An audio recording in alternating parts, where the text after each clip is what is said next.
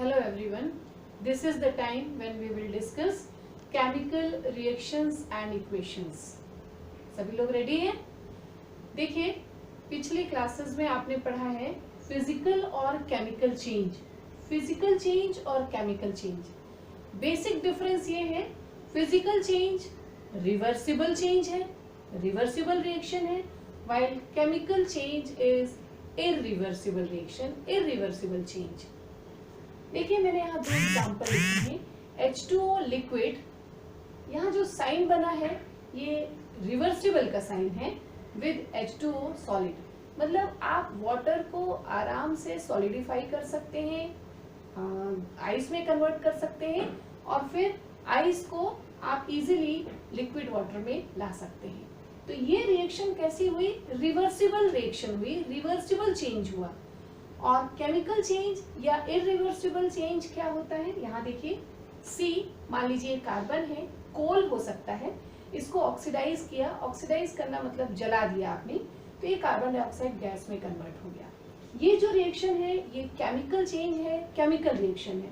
एक बार कोल अगर कंबशन के बाद कार्बन डाइऑक्साइड में कन्वर्ट हो गया तो वो वापस आप उसको कोल में कन्वर्ट नहीं कर पाएंगे. ये देखिए यहाँ पर दोनों साइन में आप डिफरेंस देख पाएंगे. ये रिवर्सिबल का साइन है, फॉरवर्ड डायरेक्शन में भी हो रही है, बैकवर्ड डायरेक्शन में भी हो रही है. जबकि यहाँ जो साइन है ये सिंगल एरो है, और सिंगल एरो का मतलब है ये सिर्फ फॉरवर्ड डायरेक्शन में होगी. और एक बार ये रिएक्टेंट अगर प्रोडक्ट में कन्वर्ट हो जाएंगे तो वापस रिएक्टेंट में आप उसको नहीं ला सकते. नेक्स्ट पॉइंट देखिए, अब केमिकल चेंज हो रहा है, इस बात को हम कैसे पता लगाएंगे? इसके लिए मैंने यहाँ लिखा है, आप पढ़ सकते हैं. Observations help us to determine whether a chemical reaction has taken place or not. ये चार ऑब्जर्वेशन है, इनको देख के आप पता लगा सकते हैं कि यस केमिकल रिएक्शन हुई. कौन कौन से चार ऑब्जर्वेशन है? देखिए, चेंज इन स्टेट. यहाँ देखिए कार्बन सॉलिड था, कन्वर्ट हो गया गैस में, स्टेट चेंज हो गई. तो change in state chemical reaction हो सकती है. Next, change in colour. अगर कलर बदल रहा है रिएक्टेंट का और प्रोडक्ट में कलर में आपको वेरिएशन मिल रहा है, चेंज मिल रहा है, तो भी केमिकल रिएक्शन हो सकती है. अभी हम आपको कुछ एक्टिविटीज करके दिखाएंगे और उसमें आप उसको जस्टिफाई कर पाएंगे कि कैसे उसका कलर बदल रहा है और आप उसको आइडेंटिफाई कर रहे हैं कि केमिकल रिएक्शन है. थर्ड पॉइंट देखिए, evolution of gas. Evolution of gas भी केमिकल रिएक्शन है. आपने थ्योरी में पढ़ा है कि अगर जिंक ग्रेन्यूल को HCl एसिड में डाल दें तो हाइड्रोजन गैस इवॉल्व होती है, बबलिंग होती है. तो इस तरह से गैस का इवोल्यूशन भी केमिकल रिएक्शन को प्रूव करता है. और लास्ट पॉइंट मैंने लिखा है चेंज इन टेम्परेचर. अगर आपने रिएक्टेंट को मिलाया, दो रिएक्टेंट को, और कुछ रिएक्शन टेम्परेचर में चेंज आ रहा है. टेम्परेचर में चेंज मीन्स अगर या तो टेम्परेचर एमिट हो रहा है, हीट एमिट हो रही है, या हीट एब्जॉर्ब हो रही है. तो इस बेसिस पे रिएक्शन दो तरह की हो सकती है, एक्सोथर्मिक रिएक्शन और एंडोथर्मिक रिएक्शन. तो यहाँ पर ये हमारे पास चार पॉइंट थे जिसके बेसिस पे आप उसको आइडेंटिफाई कर सकते हैं. देखिए यहाँ पर टाइप्स ऑफ केमिकल रिएक्शन. अभी आपने देखा केमिकल रिएक्शन हो रही है कि नहीं, हम कैसे आइडेंटिफाई करेंगे. अब आप देखिए types of chemical reaction. Basically हमने यहाँ 4 टाइप की केमिकल रिएक्शन लिखी है. Combination reaction, decomposition reaction, displacement reaction और डबल डिस्प्लेसमेंट रिएक्शन. वैसे नंबर 5 भी रिएक्शन होती है, दैट इज रेडॉक्स रिएक्शन. ठीक है, यहाँ हम रेडॉक्स भी लिख देते हैं एक बार. तो टोटल 5 तरह की रिएक्शन हुई: combination, decomposition, displacement, double displacement और रेडॉक्स रिएक्शन. समझिए, अभी मैंने इक्वेशन लिया था C+O2, इसको आपने लिखा CO2. ये दो रिएक्टेंट मिलके एक प्रोडक्ट बना रहे हैं, तो ये कॉम्बिनेशन रिएक्शन हुआ. डीकम्पोजिशन का मतलब होता है टूटना, ब्रेकडाउन होना. एक इक्वेशन यहाँ देखिए, ये बॉक्स पे हमने हाईलाइट किया हुआ है, CaCO3 लाइमस्टोन. ये डिकम्पोज हो रहा है. थोड़ा सा भी अगर इसमें आप हीट करेंगे तो ये कैल्शियम ऑक्साइड और कार्बन डाइऑक्साइड में डिकम्पोज हो रहा है.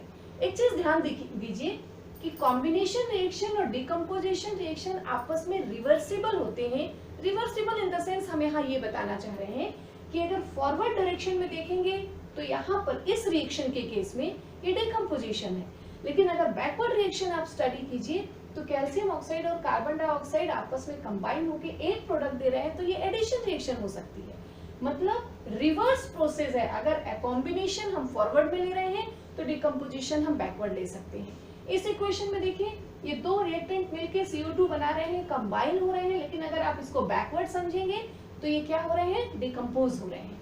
तो ये दोनों रिएक्शन आपस में काफी रिलेटेड है।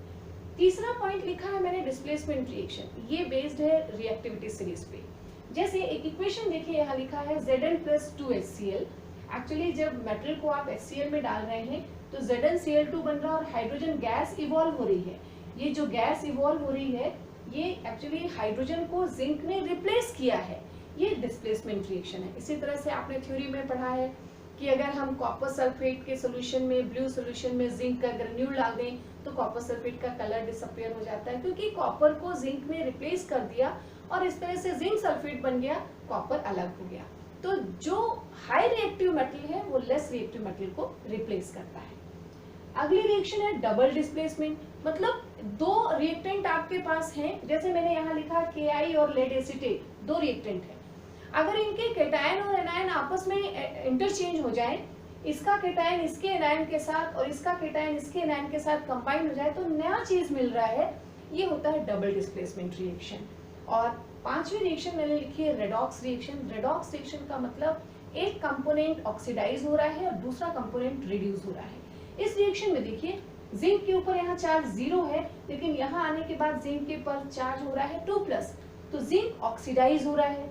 और हाइड्रोजन यहाँ सिंगल प्लस पे है, लेकिन यहाँ जब आप कंसीडर करेंगे तो 0 चार्ज है, तो हाइड्रोजन क्या हो रहा है, रिड्यूस हो रहा है।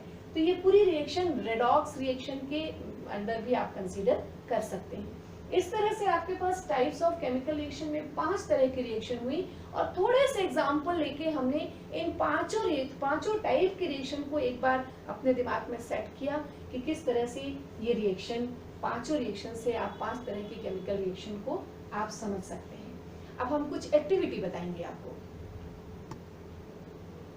देखिए यहाँ पर एक्टिविटी 1 आप बिल्कुल क्लियर देख पाएंगे।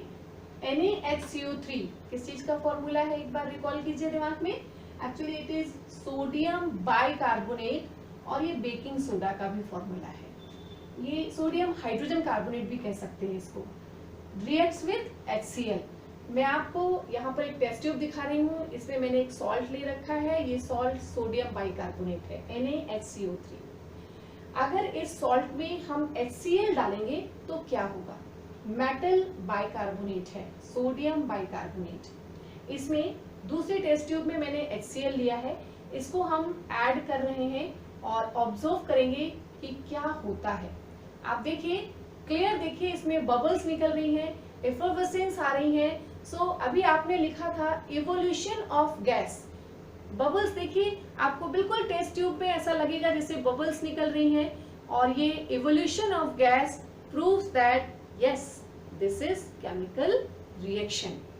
ठीक है, अगर इस चीज को आप बोर्ड पे देखिए कि ये गैस किस चीज की निकल रही है, कौन सी गैस है यहाँ पर, तो आप रिएक्शन में देख पाएंगे मैंने जैसा लिखा है, यहाँ फोकस कीजिए आप, NaCl plus H2O plus carbon dioxide. ये कार्बन डाइऑक्साइड गैस निकल रही है, इसलिए आपको ये एफर्वेसेंस लिख रहे हैं।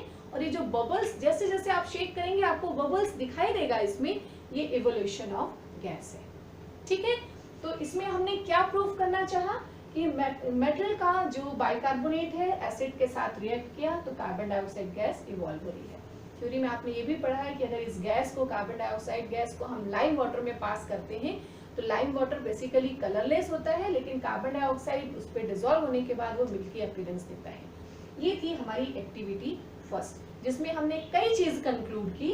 पहला, इवोल्यूशन ऑफ गैस जो केमिकल रिएक्शन को प्रूव कर रहा है। जो सॉलिड लिया था हमने, सॉल्ट सोडियम बाइकार्बोनेट, पूरी तरह से डिसॉल्व हो चुका है, चेंज इन स्टेट। ठीक है, और रिएक्शन क्या हुई ये आप देख सकते हैं। क्लियर? अब हम एक्टिविटी 2 डिस्कस करेंगे।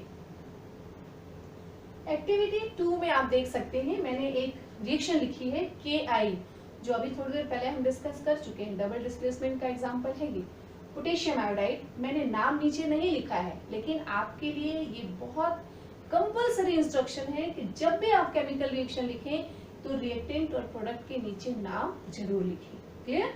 Potassium iodide reacts with lead acetate PbCH3COO 2 times. You will get PbI2. देखिए मैंने एक डाउनवर्ड एरो लगाया है, दोनों में डिफरेंस समझिए आप। अपवर्ड एरो गैस इवॉल्व हो रही है और डाउनवर्ड एरो का मतलब होता है यहाँ पर कुछ प्रेसिपिटेट हो रहा है, कोई चीज बन रही है सॉलिड फॉर्म में, वो नीचे सेटल डाउन हो रही है। तो ये PbI2 लेड आयोडाइड, मैंने इसका नाम लिखा है। और एक बहुत खास चीज देखिए, ये येलो कलर का है, मतलब Ki colourless, lead acetate colourless, और जब ये दोनों मिलेंगे तो डबल डिस्प्लेसमेंट होगा और आपको PbI2 का येलो पीपीटी मिलेगा। यहाँ पर आपको ये भी देखना है, अभी मैंने बताया था कि केमिकल रिएक्शन हो रही है कि नहीं, चेंज इन कलर, आपको कलर ऑब्जर्व करना है। डबल डिस्प्लेसमेंट का एग्जाम्पल भी आपको इसी में मिल जाएगा। और केमिकल रिएक्शन कैसे लिखी जाती है ये भी देखिए, इसका निगेटिव आयन इसके पॉजिटिव आयन के साथ PbI2 दे रहा है। ठीक है, यहाँ पर देखिए ये मैंने टेस्ट ट्यूब लिया है, इसमें Ki है, पोटेशियम आयोडाइड। आप इसका कलर देखिए, कोई कलर नहीं है, कोई स्पेसिफिक कलर नहीं है, और इसमें ट्रांसपेरेंट वाटर जैसा आपको लिक्विड दिख रहा है। Ki potassium iodide colourless. दूसरे टेस्ट ट्यूब में हमने लिया है लेड एसीटेट, इसका भी कलर आप देख सकते हैं, बिल्कुल ट्रांसपेरेंट वाटर जैसा है। इन दोनों को मिला के देखते हैं क्या होता है, और आप देखिए क्लियर डिस्टिंक्ट कलर आपको दिख रहा है, येलो पीपीटी मिला। बहुत ही इंटरेस्टिंग है, आपको समझ में आया होगा कि जब केमिकल रिएक्शन होती है तो किस तरह से चेंज इन कलर होता है। तो आपको ये क्लियर हुआ कि Ki और लेड एसीटेट आपस में रिएक्ट होके PbI2 का येलो पीपीटी दे रहे हैं। इस रिएक्शन को मैंने इसलिए चूज किया है क्योंकि चेंज इन कलर भी आप देख पा रहे हैं, प्लस ये डबल डिस्प्लेसमेंट का एग्जांपल है, ये भी आप देख पा रहे हैं, और केमिकल रिएक्शन कैसे लिखी जाती है ये भी आपको प्रैक्टिस हो जाएगी। अगर इसी की स्केलेटन इक्वेशन आपको मिल जाए तो उसको आप ट्रांसलेट कर सकते हैं। यहाँ देखिए मैंने CH3CO 2 टाइम्स लिखा है, जबकि यहाँ CH3CO कोई ऐसा ब्रैकेट लगा के 2 टाइम्स नहीं लिखा है। क्यों? जरा सोचिए, Pb की वैलेंसी होती है 2, और 2 प्लस को सेटिस्फाई करने के लिए CH3COO माइनस, सिंगल माइनस है, आपको 2 माइनस की जरूरत पड़ेगी, इसलिए हमने ब्रैकेट लगा के यहाँ पर 2 लिखा हुआ है। और क्योंकि पोटेशियम की वैलेंसी सिंगल होती है, और जब एक सिंगल वैलेंसी है CH3CO पे एक ही माइनस है, तो 1:1 के रेशियो में एक दूसरे को ये न्यूट्रल कर पाएंगे। इस तरह से केमिकल रिएक्शन लिखने की भी प्रैक्टिस होना चाहिए, और केमिकल रिएक्शन में हर चीज की वैल्यू है, upward arrow, downward arrow, state लिखना, इवन अगर आप कोई खास प्रोडक्ट बना रहे हैं तो उसका नाम लिखना, और केमिकल रिएक्शन में हमेशा हर रिएक्टेंट और हर प्रोडक्ट का नाम लिखना चाहिए। आप वाटर ना लिखें चलेगा, लेकिन जो भी आपके स्पेसिफिक प्रोडक्ट बन रहे हैं उनको लिखना चाहिए। एक और चीज हम बताना चाहेंगे, जब हम टाइप्स ऑफ केमिकल रिएक्शन की बात कर रहे थे तो हमने 5 तरह की रिएक्शन बताई थी।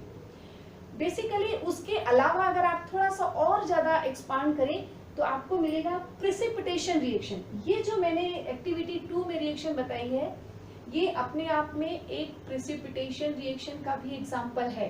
तो यहाँ पर आपको क्या क्या मिल गया? Change in colour proves that chemical reaction is going on, yellow PPT formation means precipitation reaction, and double displacement. तो हम एक एग्जांपल से कई चीजों को यहाँ पर आसानी से एक्सप्लेन कर सकते हैं। एक और बात देखिए, चेंज इन टेम्परेचर के बेसिस पे रिएक्शन 2 तरह की होती है, एक्सोथर्मिक रिएक्शन या एंडोथर्मिक रिएक्शन। पहले रिएक्शन में देखिए, जब आपने देखा था बबलिंग हो रही थी, एफर्वेसेंस निकल रहे थे, उस समय टेस्ट ट्यूब थोड़ी सी गर्म हो गई थी। ये आप जब खुद एक्सपेरिमेंट करेंगे लैब में जाके तो आप इसको जस्टिफाई कर पाएंगे। इसका मतलब ये रिएक्शन एक्सोथर्मिक रिएक्शन थी। सिमिलरली जब आप अमोनियम क्लोराइड को वाटर में डिसॉल्व करेंगे तो आपको लगेगा टेस्ट ट्यूब ठंडी हो गई है, इसका मतलब वो एंडोथर्मिक रिएक्शन है। टेम्परेचर में आपको चेंज समझ में आएगा, अकॉर्डिंगली आप टाइप्स ऑफ रिएक्शन को कंप्लीट कर सकते हैं। ऐसे और भी एग्जाम्पल आप सर्च कीजिए, उनको कैटेगराइज करिए कि वो कौन सी पर्टिकुलर टाइप की रिएक्शन है, और कभी कभी एक रिएक्शन कई तरह की प्रॉपर्टी शो करता है, कई तरह की प्रॉपर्टीज में आप उसको कंसीडर कर सकते हैं। Thank you, all the best.